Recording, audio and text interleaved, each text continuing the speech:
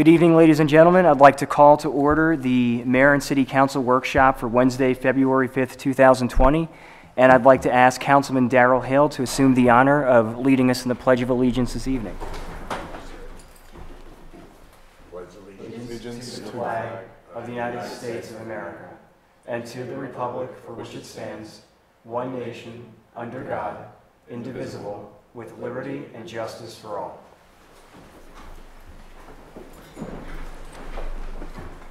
Thank you very much, Councilman. You're welcome, sir. I want to welcome everybody here tonight, and I want to note that Mayor Wance and Mayor Pro Tem Diane Foster are both absent this evening. The mayor is ably representing us at a mayoral convention in Annapolis, and Mayor Pro Tem Foster is not feeling well this evening. If you do say prayers, I'd like to ask you to say one on behalf of Mayor Pro Tem Foster for her quick recovery. So first on this evening's agenda, we have a review of the minutes of January 13th, 2020's regular meeting. Does council have any additions, corrections, or comments pertaining to those minutes?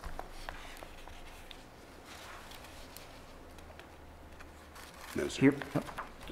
Hearing none, we will move on to the next item on our agenda, which is reception of delegation from Mr. Jim Thomas, who will be speaking to us on planning consideration for rural neighbors. Mr. Thomas, the floor is yours, sir.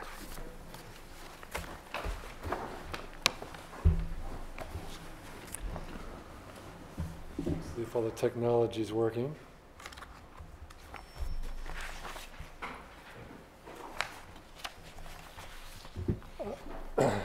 I'm Jim Thomas, and I have a small healing center out on Deal Road.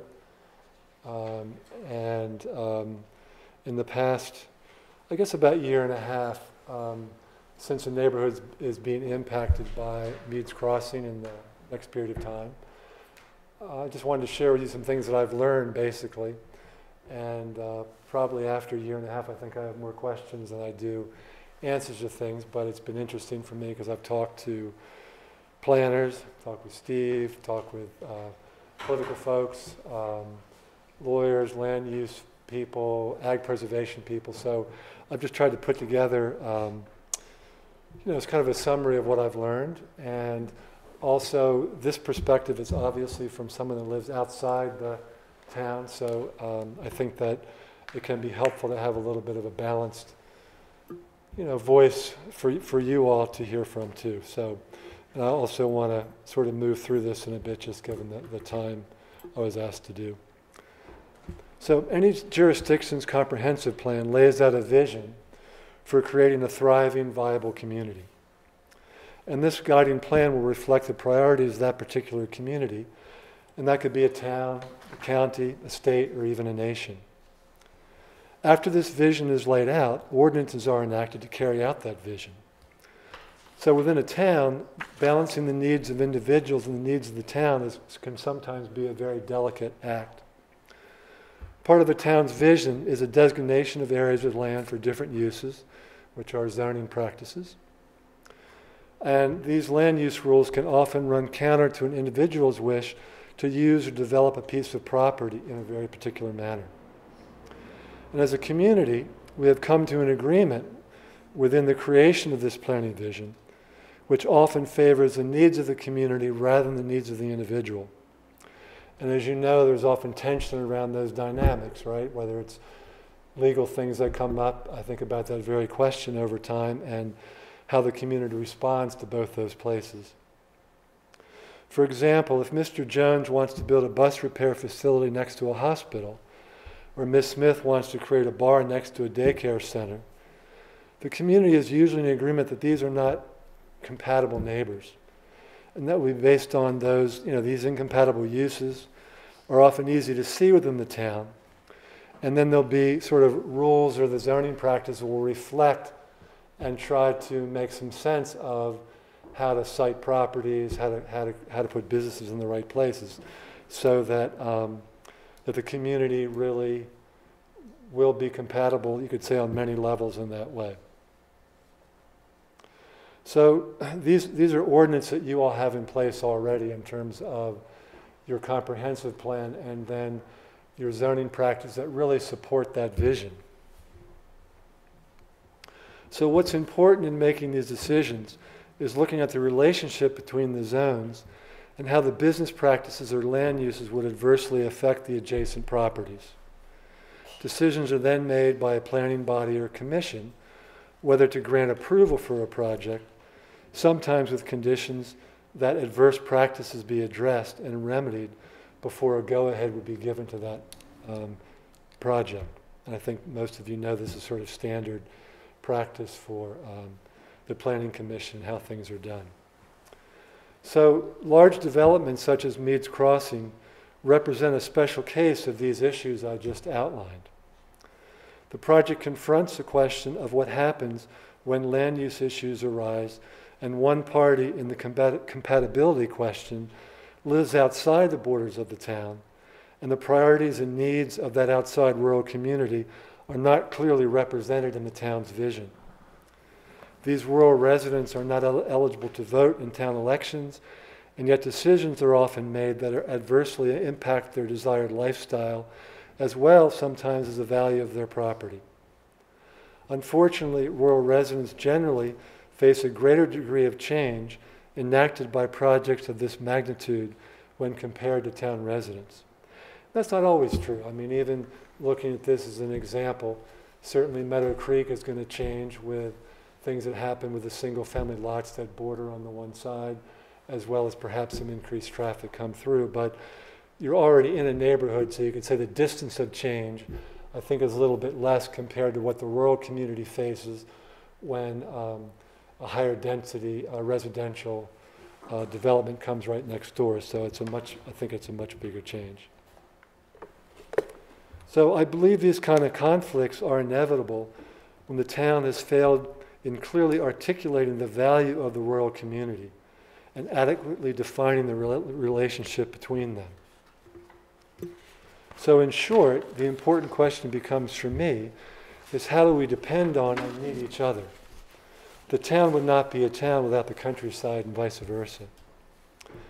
So I want now to cover some design aspects of Meads Crossing that can serve as an example of these issues that I've just spoken about. If the town does not place high value on the relationship with the surrounding rural community, the general design elements of the development will symbolically reflect this lack of understanding and undervaluing. Just like the examples I gave earlier of identifiable incompatibility that can often occur within a town, it can be argued that a higher density development butted up against an ag preservation farm represents an incompatible use of that adjacent land. A farm can be noisy or smelly, and if pesticides are applied to fields adjacent to the development, also pose a health risk.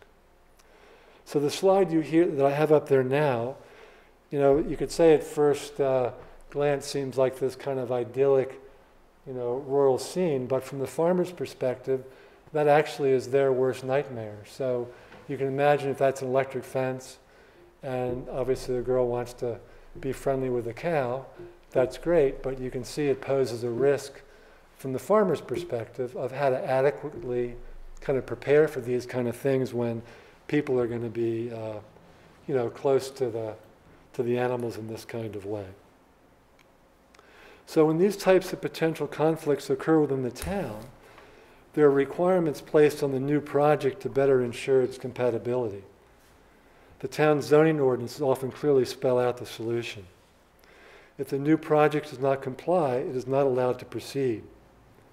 So for the example, let's say that you wanted to build a hospital in the town, or the hospital exists in the town and someone wants to build like a bus repair facility next to the hospital. Again, most people would say, as my example, that wouldn't be compatible. And the onus to make that okay is not placed on the hospital, right? Because as a business that's been in business, it complies with the zoning. The onus is placed on the new business or within the town ordinance to create the appropriate buffers so that it's an appropriate fit.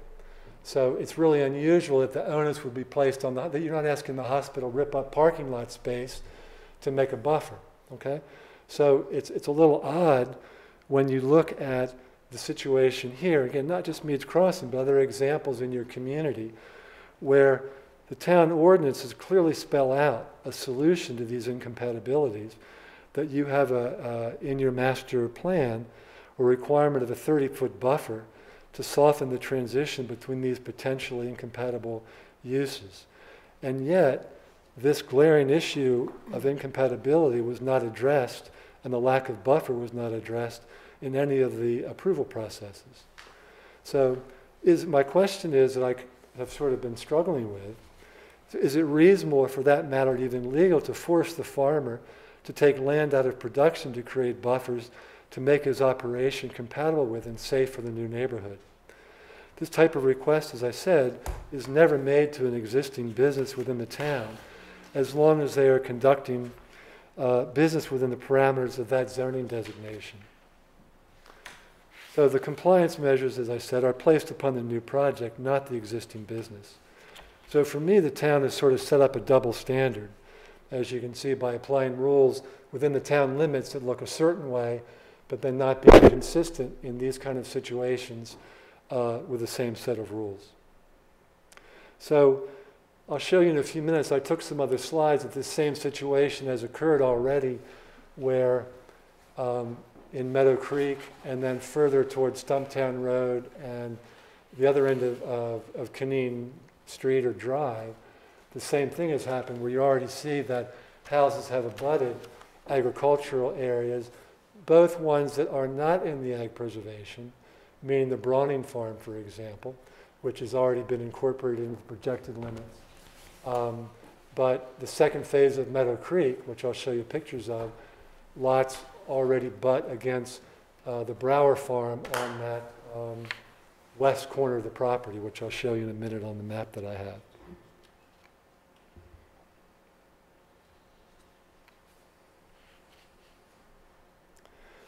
So as I mentioned earlier, if the impact of the town's plans in the rural community are undervalued, and there are other dominant voices that prevail in the approval process that aggressively push themes of financial benefit to all parties, the adverse effects of the project will often be ignored. And as I mentioned, I'll show you with some slides how this same issue with a lack of transitional buffering has been enacted within this community for years. I'm not sure of the age of some of those communities on the far end by Stumptown Road opposite the park there, but they've been around for a bit.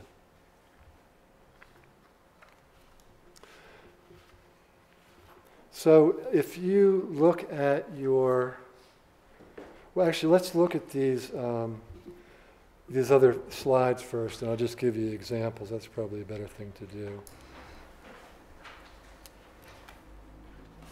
Okay. So I'm sorry, it's a little, so this is over the Browning Farm is to the right there. And you can see, again, even though that's an ag property, it is not in the ag district. The projected growth boundaries actually go further out on Stumptown Road. So eventually, that will be, and I'll show you on the ag map, that's where the ag preservation farm is. But I wanted to give you an example of, you can see the fence border and the ag property with no buffer again. And this is, I'm not sure if this is called Meadow Creek. This is on Huntington Court off of Bancroft. I'm not sure, again, the name of the development, but you can see the farm field to the right and the property line just to butt it up. Now, maybe this isn't much of an issue because it's cropland, but there's pesticide application to that farmland. There are not animals involved in terms of safety issues and things, but you can see how no buffer once again. Now this is in phase 2 of Meadow Creek, and I'm standing on some fill dirt there, looking back towards houses that are constructed. To the right is the Brower Farm property. To the left, on the next slide I'll show you, you can see where the intended hookups are for utilities that designate the locations of the lots. And once again on that section there's no buffer. Now fortunately, as you can see, there was some woods there already. So there was a nice natural buffer that I know the Browers have really appreciated that. And two, it's very different than Meads Crossing because if you're on their property, you really can't see quite down the hill. So for them, it's not as huge of impact as Meads Crossing is in terms of their farming practice.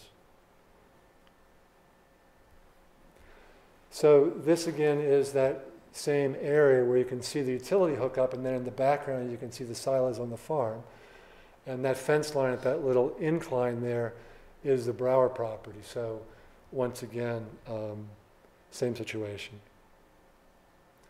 Now this is standing on the Brower property, looking towards Meads Crossing, and since phase 2 has not been completed, and also that there's an incline. Let me show you. It's a little bit hard to see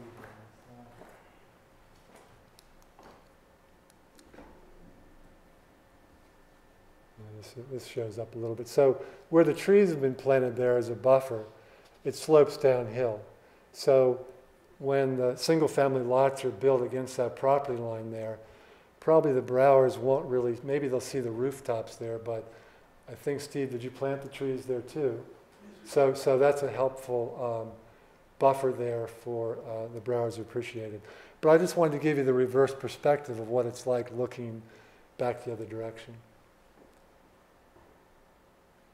So now what I want to do is look at, you have this in front of you. This is the original submitted plan for phase 1 and phase 2. And again, I'm not sure, I think that's still pretty accurate. I haven't seen phase 2 yet, so I'm not sure. The right-hand side of this over here where I have my pointer is phase 2, and phase 1 there is to the left. So one of the, how do I put this? So if you look at any piece of property that you develop, and maybe this is more obvious when you're in town, and whether it's from an architectural perspective or a zoning perspective of businesses, typically when you develop something, you might want to take that piece of property and have it relate to what's its status, either from an architectural perspective, so it might blend in a certain kind of way. And the design elements of the new project might reflect elements in the town, so it would have some kind of fit. So from talking with my neighbors, I think one thing that's been very frustrating has been that if you look at Meads Crossing as an example, that I think it's a really great community in terms of the internal design. If you look at what's happening within the borders of the community in terms of the layouts and the streets, it works very, very well. But if you look at its relationship to the surrounding community, it's almost as if the surrounding community does not exist. And I'll point out a couple things so why that is, okay? The first thing, as I mentioned before, is that your own comprehensive plan, even though it's not in your zoning ordinances, suggests that there should be a transitional border between sort of disparate uses and higher intensity residential zones and rural land. So if you look at over to the right where phase 2 is going to be, and Angel Road is, coming,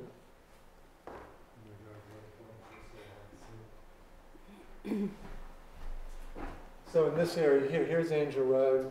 This is an identified farm. This is the Nest property, which is a priority farm for the county acquisition. That there's no transition between this moving to the rural area, not just the buffering, but the suggestion in the comprehensive plan that there's some sort of gentle phasing when you have these sort of distances in use. So from that perspective, you can see it's from the rural perspective, it's as if this wasn't taken into account at all, and from neighbors, from the other farms and stuff, and particularly, as I've talked about already several times, if you look at the way that lots here actually touch the property line here when there are requirements for minimum setbacks, again, just to minimize the impact, and from both places, not just from Meads Crossing, but also to make the farming practice, as I said, just more compatible. So I think you can kind of see how there's success within these, you can say walls or edges, but the question is, like, how does this relate to the surrounding area?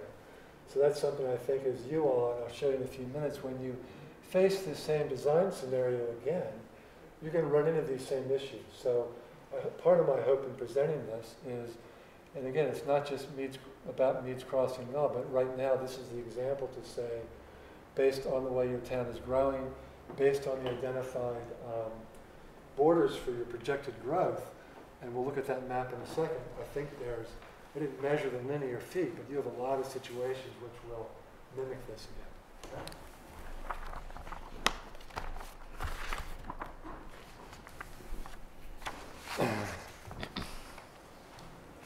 So the other piece of this that's just a bit frustrating for the rural community is that the extension of Crimson Road or Lane going out to Angel Road. So because that's going to put traffic into the community again, and it's debatable, Steve and I have had this conversation, that of where people are going to go. Google Maps actually identifies the quickest route to Westminster and therefore Baltimore from this intersection as coming down Angel Road to Deal, out to Heiser and out to Mayberry at the light. So we don't know what's going to happen, but the potential for a lot of traffic on dirt roads and things like that is there, along with the county's goal for their ag preservation program to maintain the rural communities and really try to keep that to a minimum. And obviously it's not always possible. That's one of the concerns. So the other part of this question is given that the town's projected growth boundaries end at Angel Road, and I think in the 2020 projected plan, that is also the end of the line.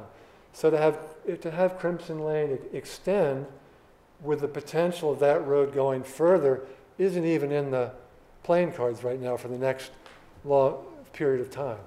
So it's also another way that from the rural community's perspective that it's like there was really no consideration in some way for the surrounding area. And so this is the other thing that was really difficult for folks. And in my little, when I'm writing it up, I said it was kind of a slap in the face that, so as you might know when you look at these plans, that there are designations for what are called premium lots here. And premium lots are those lots that either face the farm or face into a vista of the countryside. So you can imagine the reaction if you live in the countryside and what's valued to you is being changed, right? It's sort of like, and then the developer and people are going to be profiting by things that you feel you've lost, you know? So it's really been difficult to see that happen. I understand that's the dynamics of marketing, but it's just one of those kind of odd twists that I think ends up dumping kerosene on the fire for people. And you know, from that place, I think if you were living in that situation, part of my presentation is to try and understand where people are coming from, because often what happens is there's this knee-jerk reaction to label people and say, it's just not in my backyard. But if you look at these elements and you understand that there is, in one way, not much value given to the community, I think it's easier to understand people's outrage often and their grief. And there's a bit of a context for it, just rather than saying to people, well, you just don't like change, get over it, this is progress, etc. So the next slide I'm going to show you is, and this is on your own website, for the projected, your growth area. This is from 2010, so I'm not sure how much this has changed. There could be now more farms that have come online since then, I'm not aware of that. But so we're up in, I sort of lost you already, up at the top. Your slide is backwards. Huh? Your slide is backwards. Oh. So where does that put us then, if I'm upside down here? Up there by the shadow of your head, that looks like your magic number coming in. Yeah. And should be But I can't see. Anyway, I can make my point with that, it's okay. So anyway, what I wanted to look at is just these projected boundaries, I mean the ag preservation farms. So yeah, you are. I want to be up in, where's Angel Road up in here? That Angel or that thing? Yeah. Yeah. where's the Brower Farm? No, there it is. That's the piece I'm looking for. So, You see it? no, I'm still lost on here for some reason. Where is it? Oh, I see. Never mind. I got it. I'm sorry. Sorry about that. Here's where we started. So you can see Thank you, here, this Councilman. is the place we're talking about, but you can look at the projected areas up this direction, here, a little bit touching here.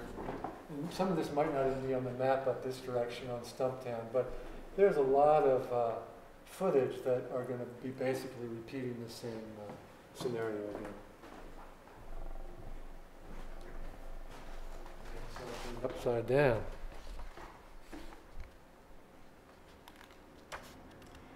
So in closing, and I had some fun with this, what I'm going to show you, and I'll put them both up at the same time. Council, you have copies of this. I just did a little cut and paste exercise. I had to turn the plan around here. I just took the original plan, and then you could say it's a wishful thinking plan. The one on the left is what I put together with just my glue stick and cutting and pasting. But it represents also, when I've looked through your master plan, it also does represent some of these themes of looking at some transitions for, between these sort of disparate zones. I think it'll be easier to point out some of the things that I played around with here just for fun. So one of the first things I did was, here's the stream here, which is, has certain setback requirements and wetlands. So what I did in this particular scenario is I used that stream as the natural ending to the property rather than a property line. And obviously in doing that, I had to really restrict the single-family lots a lot to make everything fit on this other end. One of the other things that I didn't mention about this plan that was also difficult for the surrounding community is that in this notion of a gentle transition to the rural community, what you'll notice is that the highest density housing was pushed towards the rural border. And it's sort of unusual, again, that you'd think that that might sit close to the town as a natural transition, and you might have less density out here. But it reflects, again, that, again, this is successful here, but if you look at the plan with really high density things on the ag border, it's as if it didn't exist, okay? So what I did was I took the townhouses, increased them by about 25%, and put them on this other end. And then, as I said, by changing this border, I eliminated the road crossing here, and also eliminated that 194 access to try and cut the infrastructure cost of the development to offset the change in the significant change in the single-family lots. And again, this is just a wish list thing. This is, I realize probably from other requirements in terms of egress and exits, in terms of fire requirements, this might not fly, but I figured if there are no transitional borders, maybe there's some wiggle room about fire trucks too, right, in terms of the zoning. So other elements in here, as I said, I basically opened up this whole area, extended the footpath into this area with this notion, again, of creating a transition both towards the Brower Farm with an appropriate border that runs along this length, and also the border up here toward the Nest Farm and these other properties in this direction. I don't know the dimensions of this border. It's probably more than 30 feet, so it's not fair to stick it in there in that way, but I just wanted to get a sense of what it can look like when your own things are followed in that kind of way. Other thing I did is I took the swimming pool in the community center, which was over here on the original plan. I moved it to the border of Meadow Creek with the thought of maybe if it was increased in size, both communities could share that. I don't know how that goes from a homeowner's perspective, but I thought it did two things. It provided a border from a transitional zone from the single-family houses into a more dense housing here. I also put a street and a little buffer here also as a transitional element between the townhomes and the single-family houses. So, because I know one thing the former mayor was concerned about was placing the higher density houses against Meadow Creek here for the same reason the rural community was sort of upset by it, that single-family folks did not necessarily want higher density housing backed up to their lots. The other thing that this is in the future, as I think I sent an email to you all, that there's a possibility of a rails to trails coming in to here on that abandoned rail line. So I thought there might be a way to tie in this trail system back into Taneytown eventually when this rails to trails completed. So it was just a thought and kind of about how this might be integrated. As I said, what I did in this design is I put a footbridge across here that would access the ball fields and the dog park, which was originally here at this end. Again, by trying to save the infrastructure cost of a big car bridge and things like that, and also put these in more of this transitional area on that other side of the property. Okay?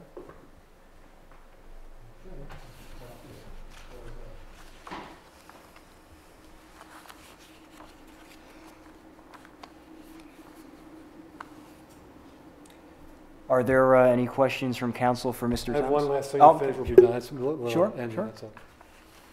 So I know a respected teacher that speaks about our culture's tendency to accept the status quo, and even when the status quo causes great suffering within our communities. When facing these difficulties, he points out our reluctance and inability to dream a different future. So I see this process that we're all a part of as an opportunity to find yet undreamt creative solutions that prioritizes people's needs first and not just the need of generating income. I believe if the commitment is to people and building vital, beautiful, and sustainable communities, if that's the centerpiece for the town's vision, all other things will fall in place. I think people will just want to be here. So thank you very much. And I know we don't really have times for questions, but if we do, I'll be glad to, or even comments. Does council have any questions for Mr. Thomas? Not. I just want to say how much I commend, respect, and appreciate your presentation. Thank you. I appreciate I think you've been very reasonable, and I find all of this very compelling. And I'm eager to research this more, and I hope at the very least there's some type of I solution. appreciate that. Thanks so much. Absolutely. Well, Mr. Thomas, thank you very much. Thank you for bringing these concerns to us this evening, and I know that we will all take these into consideration moving forward. So thank you very much for your time and your presentation this evening.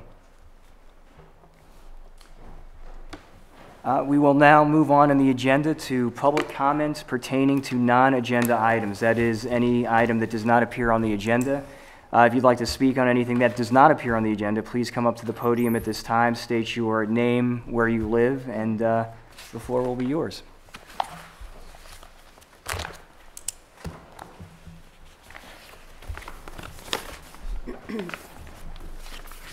Chris Tillman, the Georges on York, and the Taneytown Chamber of Commerce. We have a prepared statement that we would like to make, but as the mayor and Mayor Pro Tem are not here, it would be better made with them around, and I wonder if it's possible to reserve some time during the council meeting on Monday to make that statement. I think probably if you wanted to get a statement to them as quick as possible, or to all of us as quick as possible, the email would probably be the swiftest way to do it.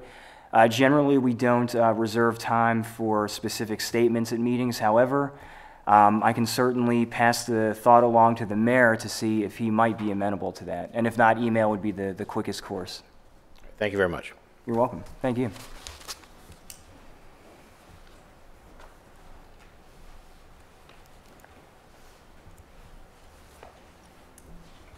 With no further public comment regarding non-agenda items, we'll move into the council member statement regarding conflicts of interest. Does anyone on council have any conflicts of interest relating to any items which appear on the agenda this evening? No, sir. And I'll state for the record that I do not have any such conflicts of interest either. So now we'll move into resolution, ordinances, and agreements. And up for discussion of introduction tonight is ordinance 04-2020. The fiscal year 2020-2021 budget amendment number 2.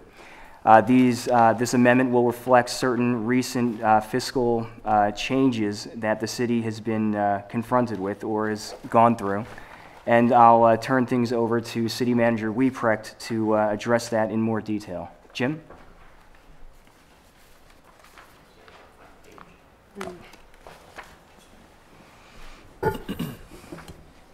Okay, so as Joe mentioned, we've got a number of things that were not planned on the budget this year, and they are going to increase our expenses substantially. So we wanted to get things on here. Some are more placeholders than others, but some are expenditures that we are certain of or have already made that were not budgeted or have exceeded the budgets. The first one being under mayor and council professional, there was money spent with regard to the city manager search that was not in the budget. So that's our first increase under mayor and council. We can decrease the city manager salary since we haven't been paying that salary, so that offsets most of that. Under the police department, we had budgeted to purchase additional vehicles. We rotate vehicles out of the fleet on a regular basis based on the age.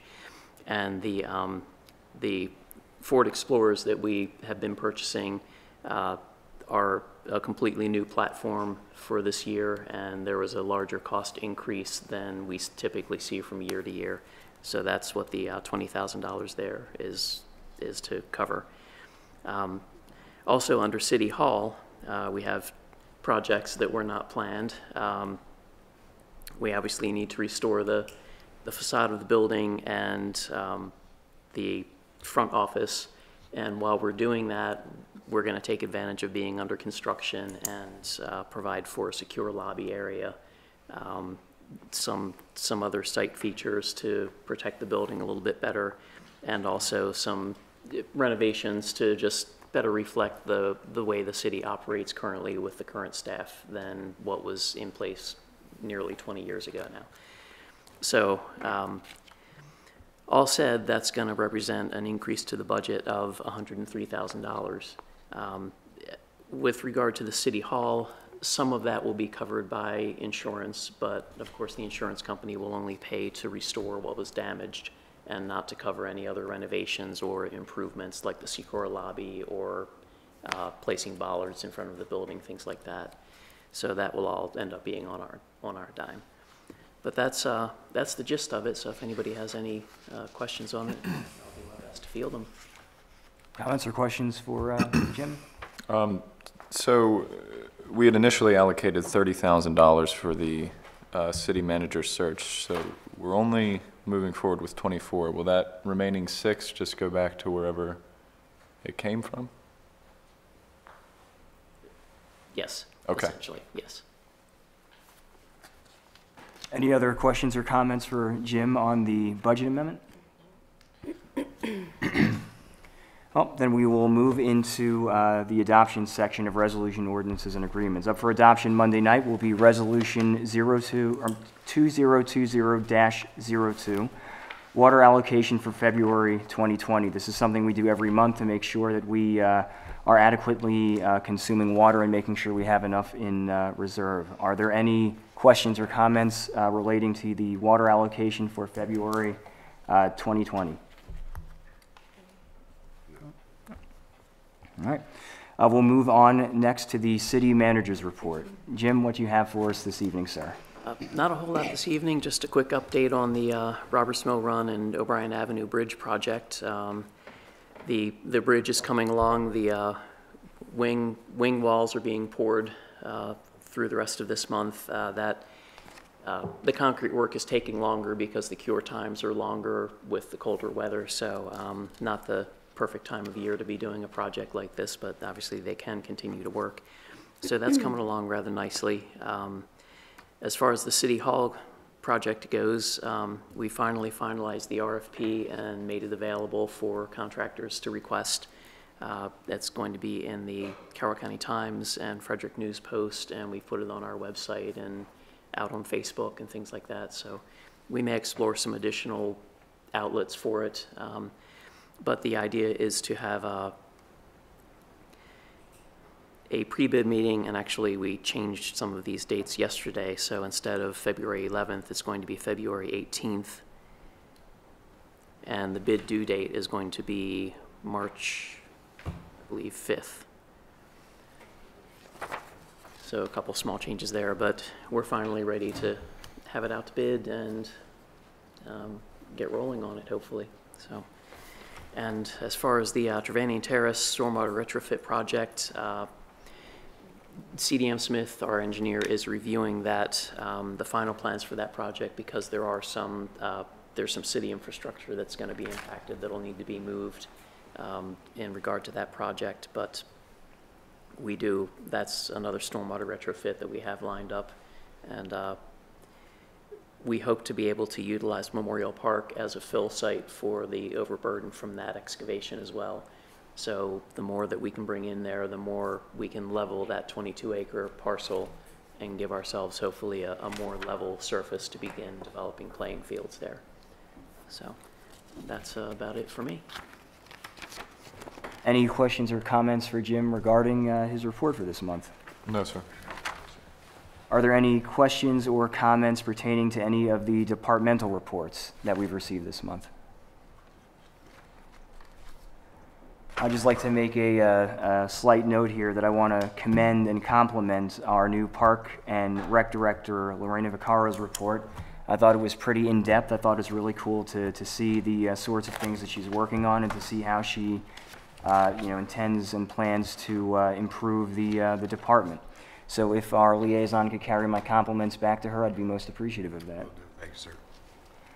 Next, we'll go into the legal report. Counsel, what do you have for us this evening, sir? I have two items. We'll start with the long involved one.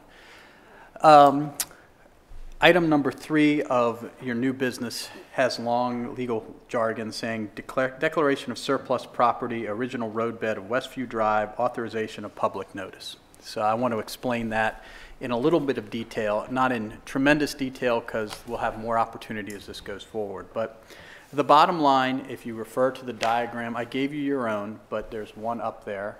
It deals with Westview Drive where it intersects with Harney Road. So that's what's up there. And the bottom line is that the city does not own the section of Westview Drive that's shaded in gray. We don't have title to the street.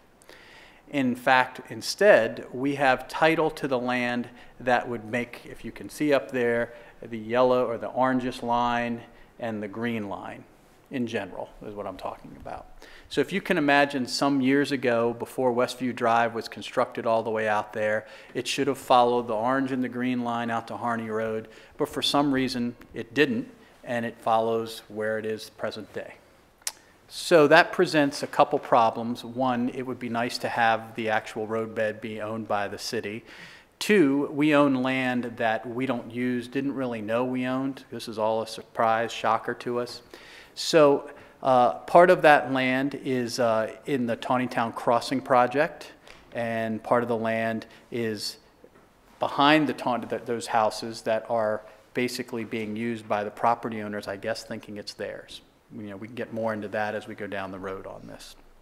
So what has to happen to make this right, and that's all this is, a lot of stuff to make it right, is we need to swap the land, and it's about that simple.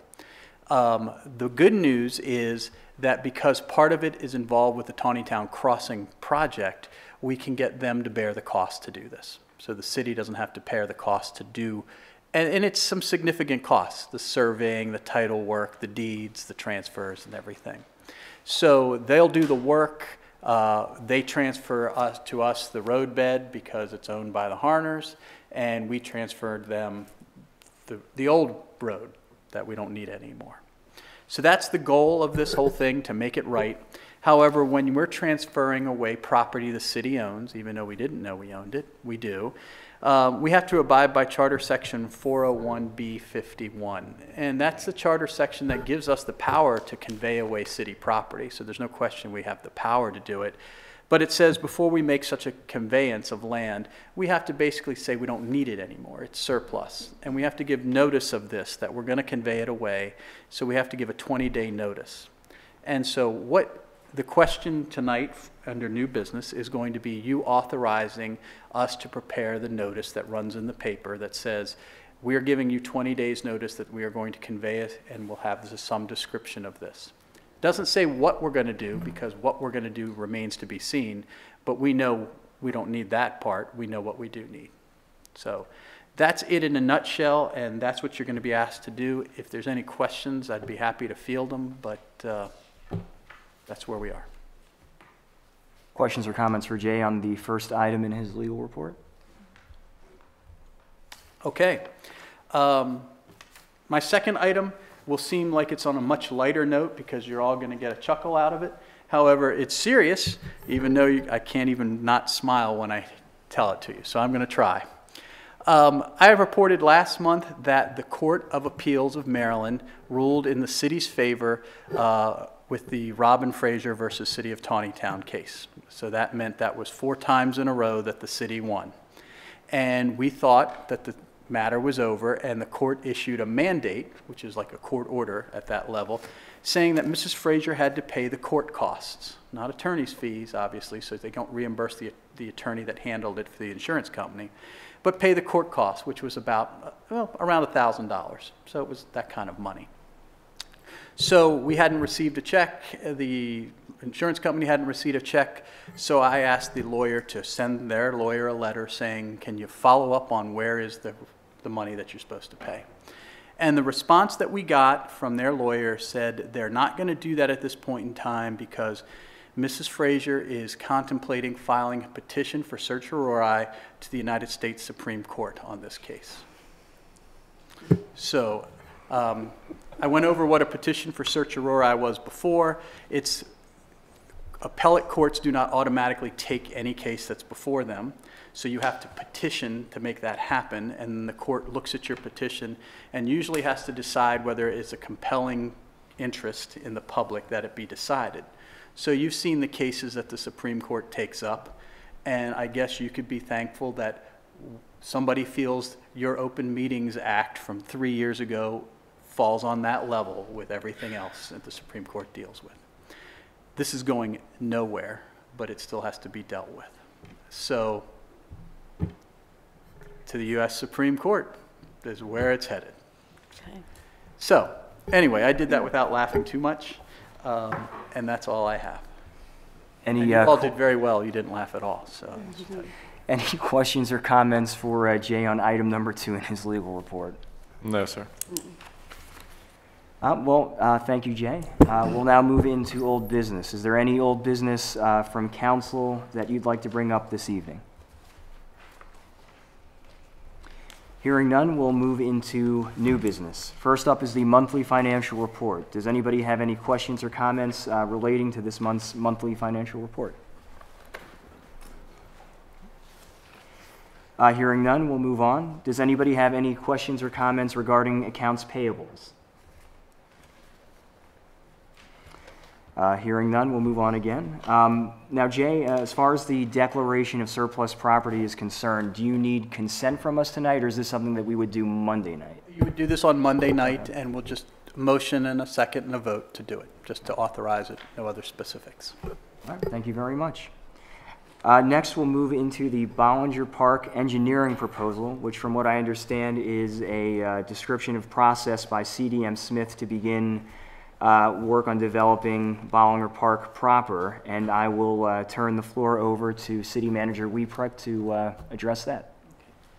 So this goes back several years, actually, when the city decided to switch engineering firms from Arrow Engineering to CDM Smith for design of Bollinger Park. We never executed or agreed to a proposal on the engineering services for that. And the project has kind of languished in on again, off again sort of status. Budget concerns and so on have kind of delayed things. But we're ready to move. We've funded it, and as we started to move forward, it came to our attention that CDM had never put forth a formal proposal for the engineering services. So that's what's before you in your packets this evening. The dollar amount of $120,000 is substantially more than was estimated in the draft CIP that we've been working on. It appears that, and I did ask the former Parks and Rec director to do some research as to where those engineering costs for Bollinger Park, how we arrived at those figures years ago when Bollinger was actually approved in a CIP back in 2004. And of course, costs would go up since then, but not to this extent. But it looks like those costs were just estimated as a percentage of the total construction cost, and that we really hadn't gone out to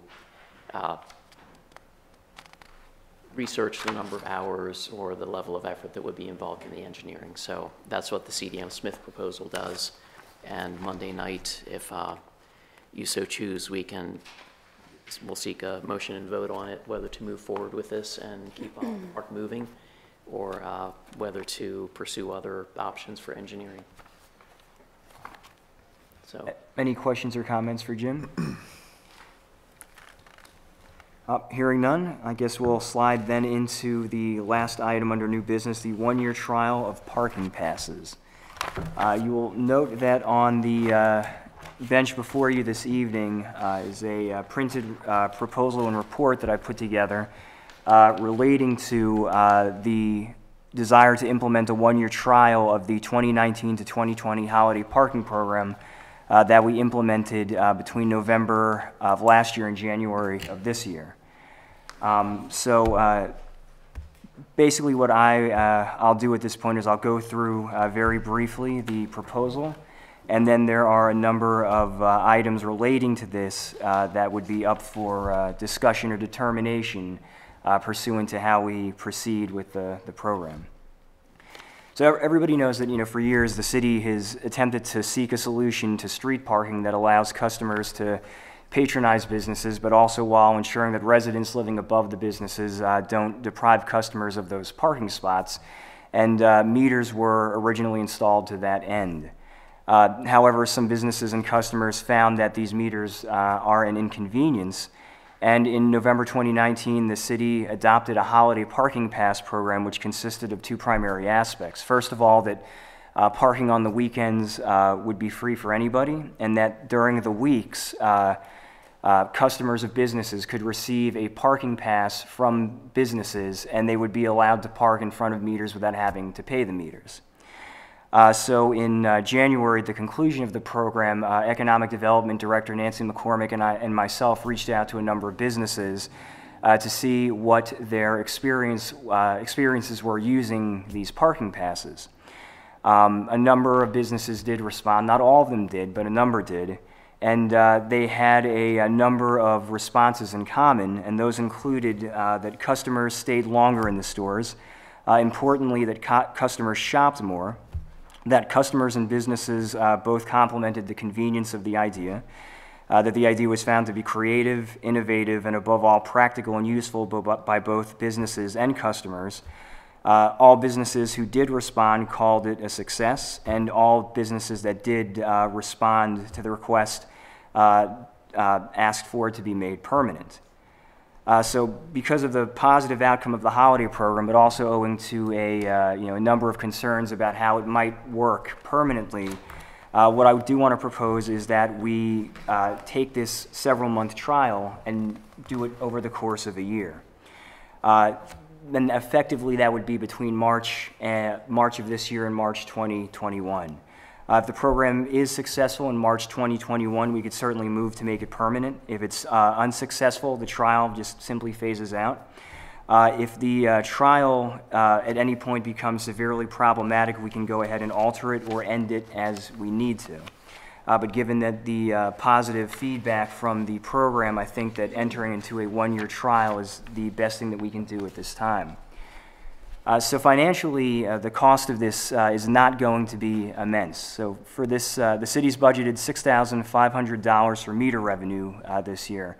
Arguably, this is neither significant nor is it pivotal in the city's overall budget.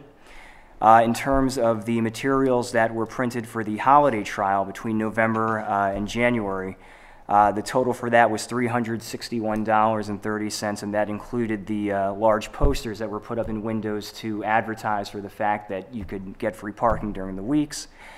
And as a way potentially to help ensure the flow of passes and also to try to help cut costs in some way, we could also provide businesses with the file of the passes themselves, and they could print them out as they need them. So they wouldn't necessarily have to be reliant on us to get them the passes.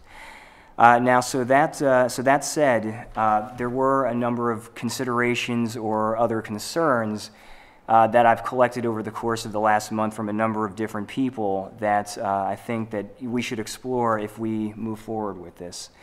And so I guess I'd like to ask council, do you want me to just run through all of these at once, or do you want to take them point by point and discuss them as we go?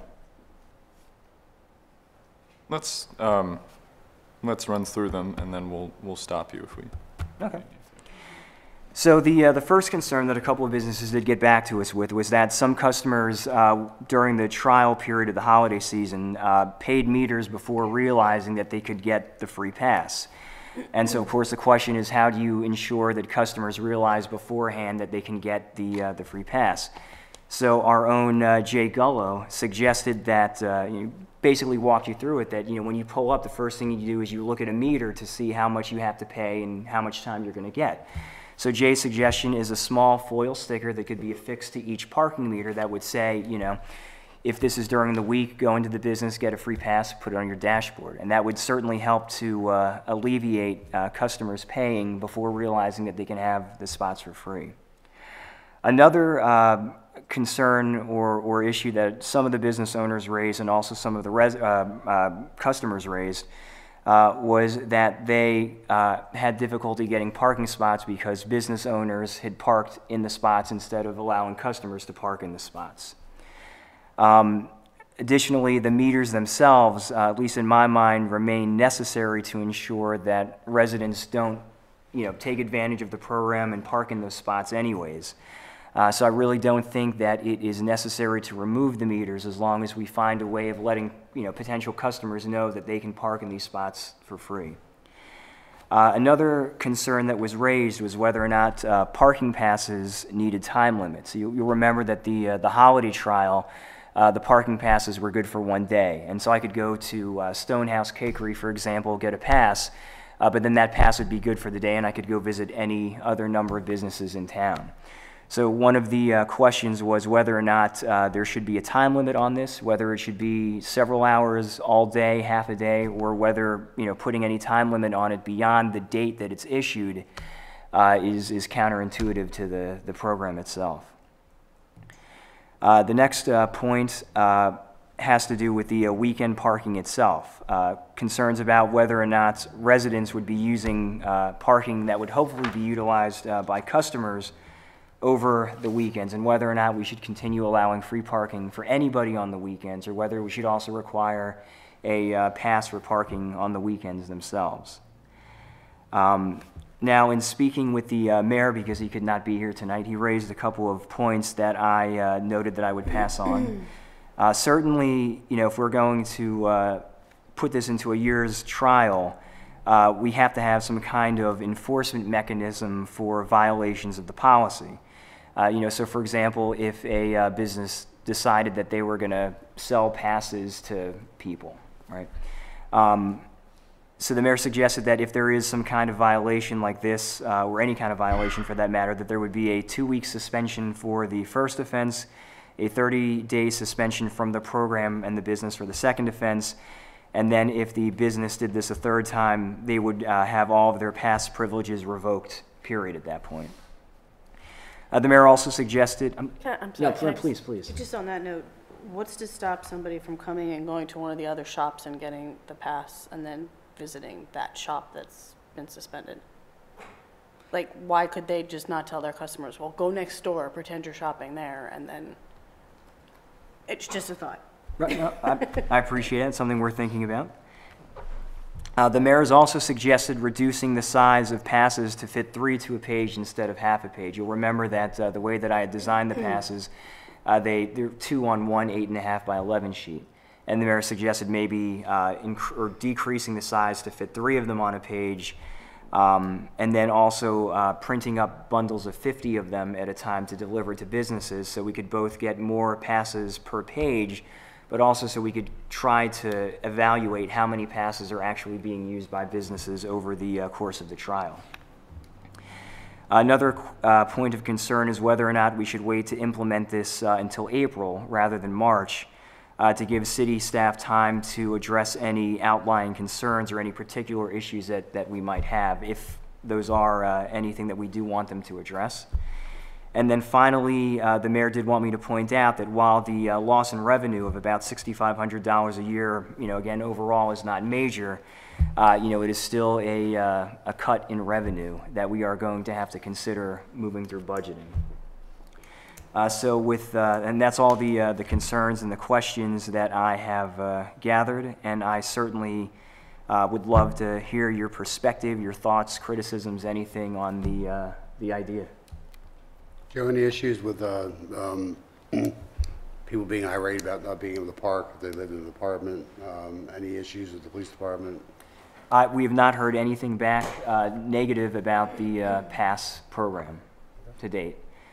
And of course, there are any number of contingencies which would arise, which is why I think, the suggestion that this might be better off as a one-year trial to begin with would be good, because then we could compensate or handle any contingencies that do arise.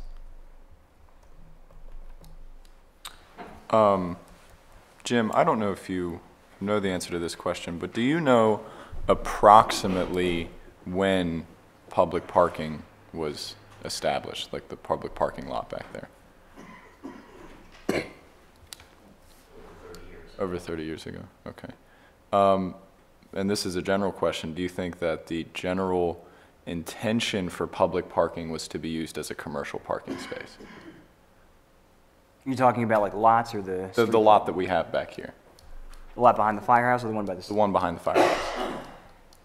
I would imagine that initially it was just a parking lot in general to get, for people, whether they lived in the apartments around here or... Yeah, no, yeah, absolutely. When they were established, but I, for the length of my tenure, it's just been perceived as a free alternative to the on-street parking. Right. Within a 5-minute walk of any business within the metered area, you have options for free parking. Yeah. That was free parking when I was in school back in the 60s and the 50s. Okay, so it was it was a while ago. Okay. Well, before I get into what I want to say, I do want to mention that I think that a trial run of this is a good idea. I mean, 1 year at the cost of a $6,500 deficit, I don't think is the worst thing for the sake of testing whether or not this policy is sustainable. But that being said, I think the long-term issue is kind of figuring out how we categorize the parking that we have. Because I think the most difficult user of downtown parking, or not the most difficult user, but the most difficult aspect of downtown parking is for residents. Because a lot of the residents down here do not have designated parking spaces. And so public parking has kind of become the de facto, that's where you park if you live downtown, unless you've been blessed with a space. I remember speaking to Kim Galladay, and for years in running the dance center, she's had a couple trouble residents who will come in and get mad at her over the fact that, the parents of her students will park in front of her business, and they'll say, no, that's where I park because I live here, right? And we run into that issue, and I think that while this isn't necessarily an answer to that, it does help get us on track as to figuring out what that answer is. Well, thank you very much for that, Councilman. Sure. Any other questions or comments from council? Oh, Chris, there'll be a period in a couple minutes for comment pertaining to agenda items. Okay. Thank you.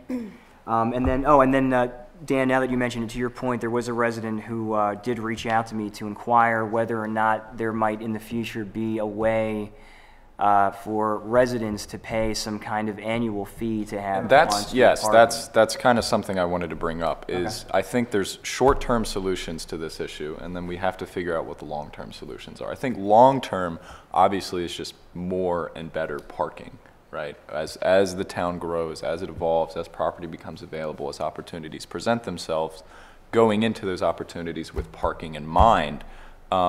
But right now, I mean, why not have some sort of pay into a parking system, right? Where, you know, if you're losing $6,500 in meter revenue, we can make it up by setting up a subscription-based program where you provide a copy of your lease to the city to verify that you live, you know, on the street, downtown, whatever, and you pay a monthly fee to park in front of your residence or in front of your building, or at least closer to your building than in the public parking lot. That's certainly something worth talking about in the future, absolutely. And I think that works as far as money is concerned, but then you raise the issue of, well, where are customers going to park, you know? Right. So that's where the long-term solution of developing more and better parking comes in, I think. So I'm in agreement. We do, it is something worth talking about, absolutely. Yeah. And so basically, you know, if council has any thoughts or, you know, further concerns or answers to any of these points before we move into this Monday night, or if our city staff have any questions, points, or concerns that they'd like to raise, I certainly would like to hear those as well. If not, I guess we'll make a motion to put this into effect Monday night, all other things notwithstanding. okay. And now we will move into public comment pertaining to... I do have some more items of new business. Actually, that's my fault. Allow me to... does council have any other new... I apologize. Does council have any other new business to bring up this evening? I apologize. Before I go.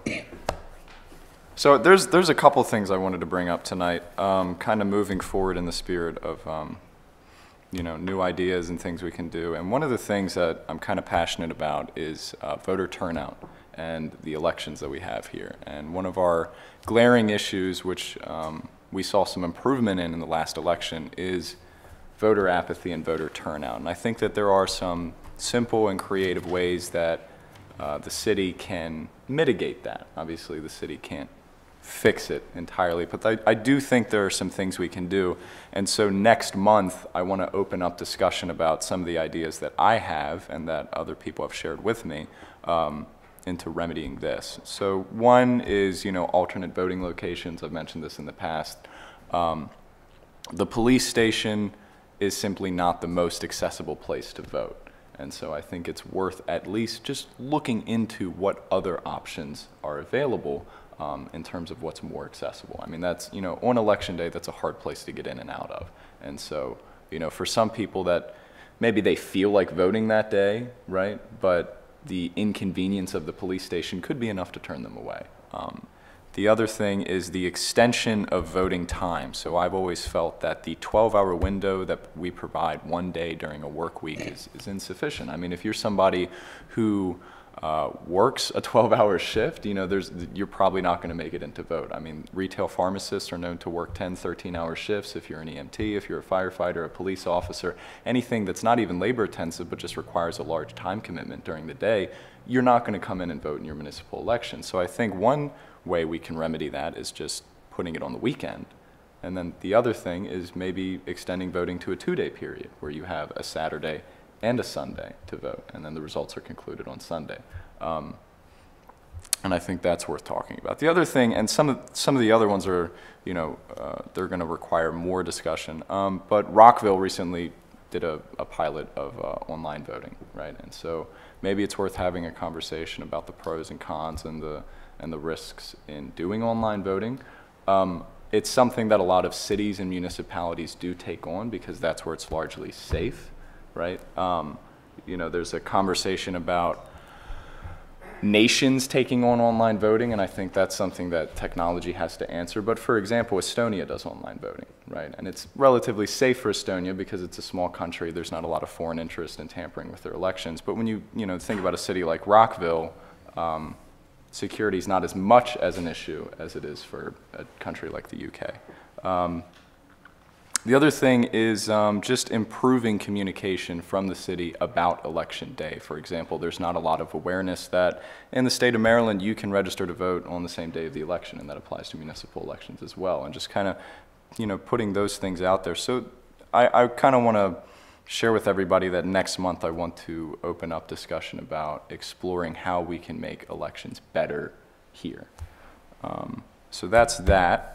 The next item, Joe and I have been talking back and forth about a facial recognition ordinance. And feel free to chime in and talk about this with me. But The idea that at least here within city limits, the town would do something to, at the very least, limit the use of facial recognition technology in the public space, right? Where if you're a customer or a patron, and if facial recognition technology is in use, that you can at the very least consent to it, right? Right, the idea being that if you go to a business that uses facial recognition technology, the business will have to post in some visible way that they use the technology, and that you would have to voluntarily consent to have that technology Right. track you. So basically, you go into a business, the default option is going to be that it's not going to track you. But if you did voluntarily and informatively want to consent to it, you would actually have to proactively take the step to consent to it. Right, right. So that's not like saying, you know, the city is going to pass an ordinance that you can't have an iPhone 10 in city limits that uses facial recognition technology, but at least making sure that if you're a business operating in the city, that there is some sort of communication that this technology is in use and that you can consent to it. And then the next thing I wanted to bring up is next month having a conversation about the minimum square footage requirements for residences in certain zoned areas of the town. So right now, if you're someone who wants to build like a micro home, for example, the only zone in Taneytown in which you can do that is downtown, and there's really no opportunities to do that. So the standard of living is evolving, and I think it's worth revisiting the justifications we provided for square footage requirements in certain zoned areas. I mean, and Jim, if you can help me out with this, I forget which one it is, but the R district that requires a minimum floor space of 1,200 square feet. Do you know which one that is? Is that R10,000? R75, okay, I was way off. But I mean, that's what comprises a lot of the buildable land that's left within city limits. And so, I mean, if we are willing to work with the square footage requirements of that, we could, you know, leave it so that there's exceptions where you can apply to build a micro home, you can apply to build a tiny home, so to speak. The city can review it on a case-by-case basis. But right now, what we have is basically just a gate where if you want to build a smaller home than standard, you can't do it here, and so you're forced to look elsewhere. And so I think it's worth having a conversation about that. So those are just the three things that I wanted to bring up next month, kind of put on the table for discussion.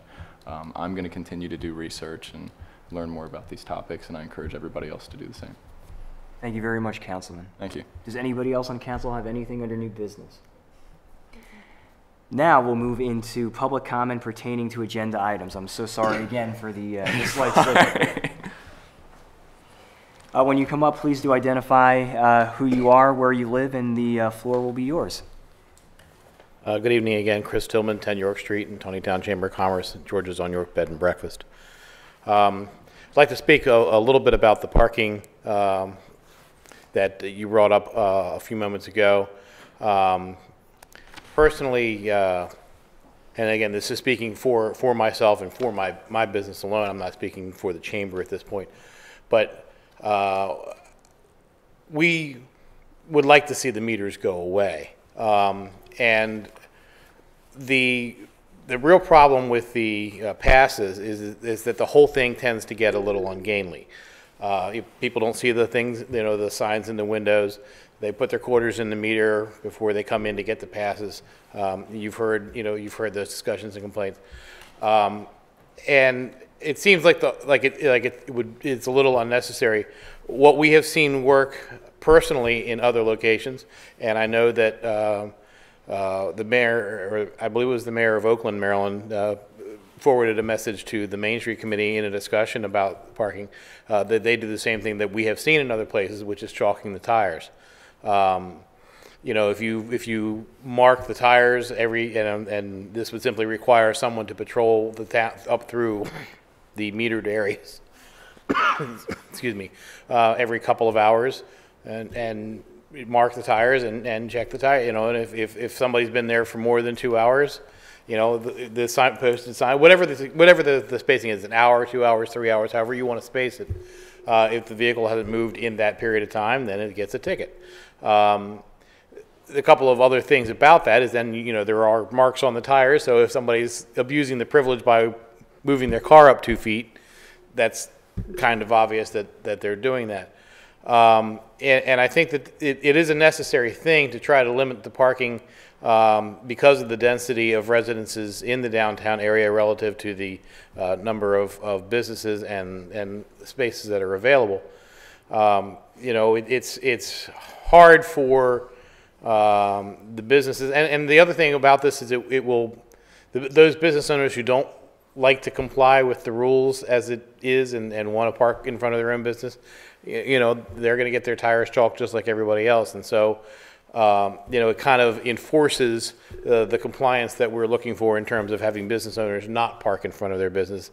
I believe that the mayor of Oakland, in his message back to our Main Street committee, said that the downtown business traffic picked up because they took away the meters. I do know that some of the business owners have complained to me about the fact that the meters are hard to see.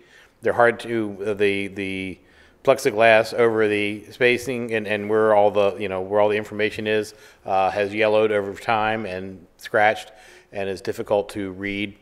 So the meters are problematic as a whole. You know, they have a lifespan. I don't know how old these meters are, but you know, they're not going to work forever, and you know, is there going to be a point down the line where we're going to replace them? You know, and where's the cost covered in that? Are they going to be, you know, $6,500 out of the meter is not much, because I can't imagine those things are cheap. You know, so if we get $6,500 over the course of a year, that simply, it may not be enough money to actually replace them as they fail. The other thing has to do with the Saturday. For the local businesses, I don't think we're in favor of allowing free parking for everybody on Saturday. It has not, at this point, created too much of an issue, although I will tell you that in front of our place of business it does occasionally. There are a number of vehicles that regularly park in front of 10 York Street that we know live in 4 York Street. And so, and we're a business that is primarily operated on weekends. So it's definitely something that affects us directly. So we would like to see that extended into Saturday at least. Sundays, and right now the meters are not operable Sundays anyway, so I don't want to take away what people already have in terms of being able to park there on Sundays. So that's, you know, that's from our perspective, that's what we would like to see regarding the parking. So, and I agree with Mr. Haynes in terms of wanting to increase participation in elections. You know, we had I think, what was it, 16%, I think, turnout or in the last elections here, which seems pretty dismal, but I believe someone told me that we had more, higher raw number of voters than they had in Westminster in their last election. So we're doing pretty good, but it definitely could and should be better. Well, thank you very much for those comments, Chris. Really, thank you very much. Clara, I'm sorry. No, please. Clara, we do have absent voting, don't we? Yes. That's a big part of the answer. You don't have to be one day. You know, that clears up a lot of stuff on that, but okay, thank you.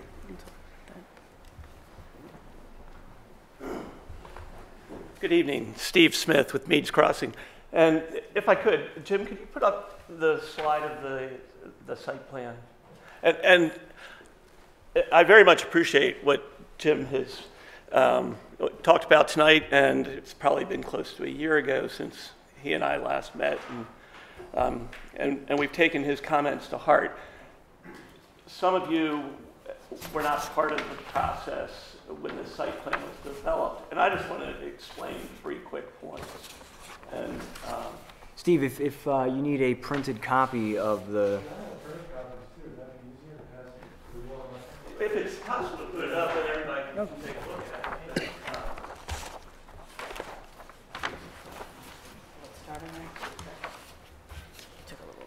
I think you got to hold the power button in just for a couple seconds, and then it should.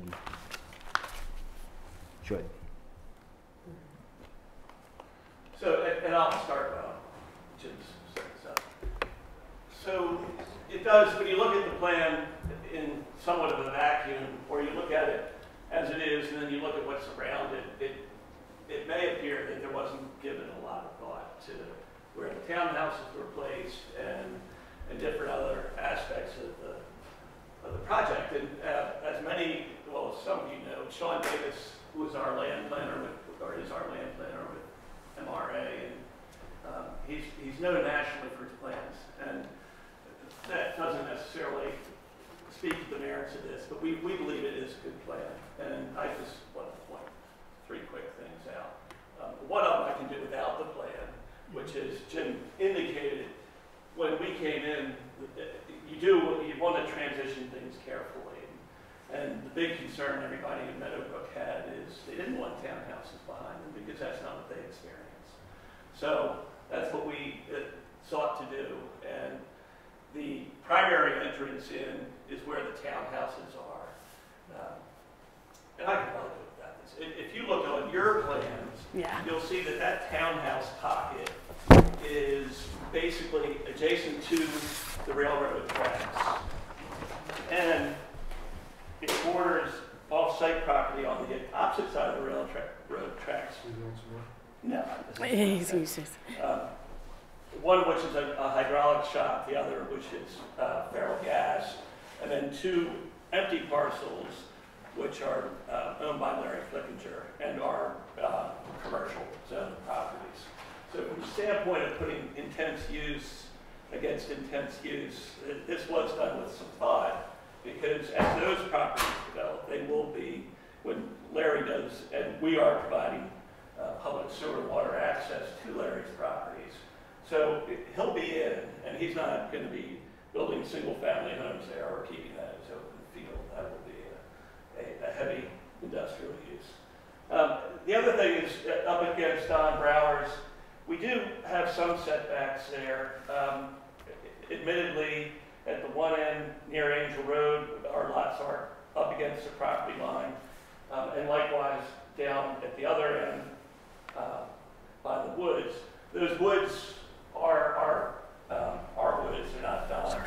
When we fenced those off from Meadowbrook, just to keep them from putting their yard litter in, and as part of that, I worked with Don because there was another 50 feet that was open ground that people could drive onto from Meadowbrook onto his property, and we offered and did close that off for him.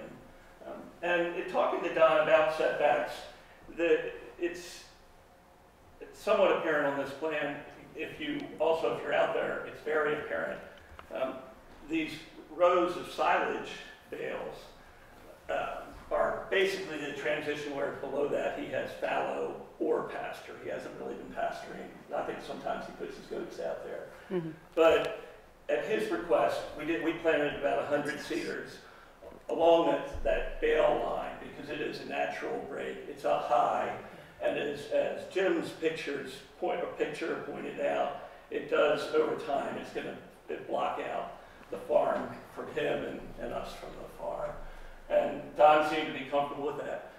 And the other final thing I would note with that, we have about 20 acres of tree planting down in there. That is all. Most of that abuts his property. And we have agreed that entire property line is part of Section 2. We will fence off. We'll put the fence on his property, so it's under his control. But we'll use the same kind of fence as we use elsewhere. And right now that fence is in bad shape, and we'll replace it with good livestock fence. So my only point is that Jim brought up good points. We took them to heart. I went and met with Don, asked him what he would, how can we help him? And that's where we arrived at fencing, planting, and basically helping his work there, what he's doing, his operation. Well, thank you very much, Steve. Any other comments from the audience relating to agenda items for this evening? Jim Parker, 54th Vanian Road. Jim, you mentioned that the RFP is ready for the building here to go out. Do we have a time frame on when this is going to be opened back up to the public? Not at this point. We're hoping next year or whatever. We're hoping this coming spring. The work probably is not going to take more than a month or two, but the bids are due in the beginning of March, so hopefully we could potentially make a decision at the March meeting to award the bid, and could be under construction in April. And the work is not that extensive, so we're hoping for a pretty short construction period. Okay, my second thing is, do we have a time frame when the city manager's position is going to be filled? I mean, town here has 2 positions here. We need the code enforcement officer and we need the city manager. And the town, it is need for both. So is there a time frame on what's happening there? The only person that can answer that isn't here. I can respond that it's in process. That's the most I can go into at this particular moment, that it's in process. And if I may, can I ask something that's non-agenda? Even? Does anybody else want to get up to do comment this evening? Oh, Jim, I'll allow it. Thank you, appreciate that.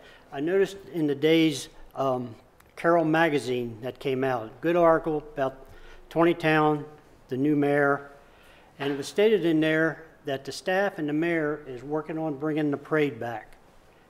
Can somebody highlight me on that?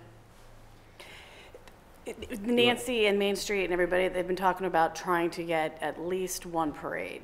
I think, I'm trying to remember when they decided they were going to do it. They weren't going to do it for the carnival because I figured that would be in the fire department's hands. But they were talking about maybe one around the Halloween, making the Halloween parade bigger. Okay. So I'm not sure the specifics or what they're talking about doing, but it would be, I think, under the Main Street. They definitely want to bring at least one. They didn't want to overdo it. I think Bradley had at one point said like he wanted 5 parades, but then they figured that would just take all the excitement out of it if you were doing it every other weekend. Okay, thank you. Sure. Thank you, Jim.